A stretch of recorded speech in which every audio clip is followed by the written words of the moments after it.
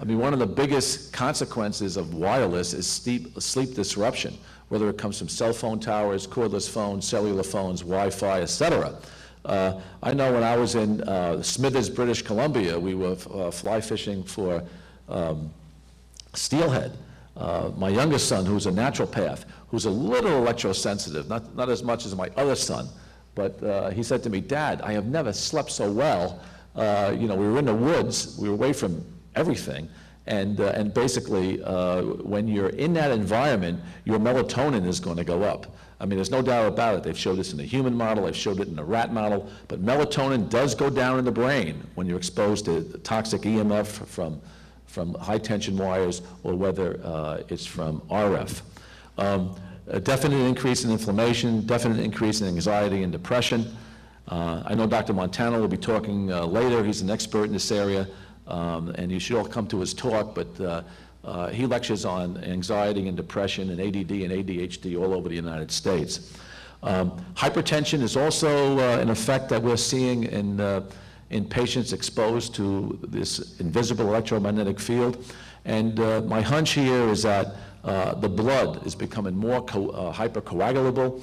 And this, again, since children are more vulnerable to Wi-Fi than adults, whatever you're seeing here is going to be magnified in children. So I don't want to see this in children, but hypertension in children, could be a factor depending on how long they're exposed, how many years are they exposed to Wi-Fi. So we might be creating a whole subset in the society where we're seeing hypertension in teenagers and young adults. But the genesis of hypertension basically is when you're exposed to any electromagnetic device, it thickens the blood. We call it hypercoagulability of the blood. And when that causes stasis of the blood, basically it puts more shear forces into the vasculature, and blood pressure goes up. Tinnitus is ringing in the ears, and this is the most common cause of tinnitus, or ringing in the ears, and now hearing loss in the United States are cellular phones. So it goes like this. You may get a little ringing in your ears first, followed by some hearing loss, followed by possible brain tumor with long-term use. Again, in children, since they're more vulnerable, if the children are complaining to their parents, geez, I'm hearing ringing in the ears, think of Wi-Fi, electromagnetic waves, and the invisible electromagnetic field. Headaches is really the most common symptom these children will face. You heard all these children who were talking at Mountain View and Collinwood, you heard them say, "I get this pressure in my head." What that child is saying, basically, is that I have autonomic dystonia. That's the words that doctors use. I have a problem with my autonomic nervous system. And Magda's laughing here because she did the research on this. She did the original research on disturbed heart rate variability, which is my last bullet.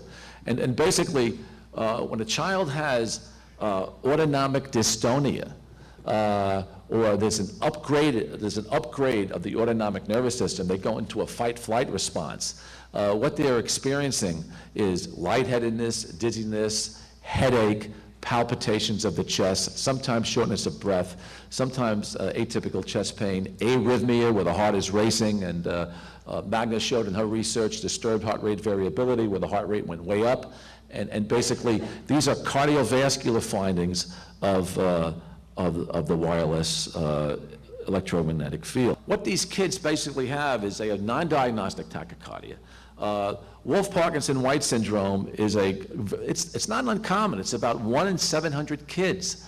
So if you got 50,000 kids in the school district, I mean, do the math. You're going to have some kids this is an inborn situation where a child has an extra, what we call electrical pathway in the heart. And these hearts can go out of rhythm, and they can be triggered by situations that can disturb heart rate variability. And as a cardiologist, knowing what I know now, it's easy for me to connect the dot that a child with Wolff-Parkinson-White, undiagnosed, exposed to Wi-Fi, could be triggered with an arrhythmia. Supraventricular tachycardias are what we call SVTs, and adults and kids have these all the time. And again, because Wi-Fi disturbing heart rate variability, it could be a factor in children. Wi-Fi in the heart, basically, I mean, clearly more scientific investigation needs to be considered. Clearly, there are children and adults out there with undiagnosed cardiac problems. I mean, even as an adult cardiologist, I would see adult people in their 40s and 50s who have a hole in their heart that was undiagnosed until they went into heart failure. Or I would see women who had severe mitral valve prolapse, who had a ruptured, what we call chordae tendinii, didn't even know it, and then all of a sudden would go into heart failure. And the problem here is that with children and adults with these undiagnosed situations, now you bring them into an environment that could adversely affect the heart. Could anything happen? So we have to ask our question. Can Wi-Fi or any form of toxic RF set the stage for a life-threatening arrhythmia in a vulnerable individual? That's the question we have to ask. Now, do we want to wait for decades of research as we did with the tobacco industry? I mean, the tobacco industry fought that for years, and the jury is out on that, okay, tobacco causes, lung cancer. Same thing occurred with radon. Radon, everybody's afraid of, and radon is really big in the northeast United States, where I live in Connecticut, as well as Canada. A lot of houses are built on granite rock here, and everybody gets their homes tested for radon. And we know that radon, when it seeps through the earth and into your body, it's a big cause for lung cancer, despite the fact that many patients with lung cancer who are exposed to radon don't smoke. So it took years of research to show that.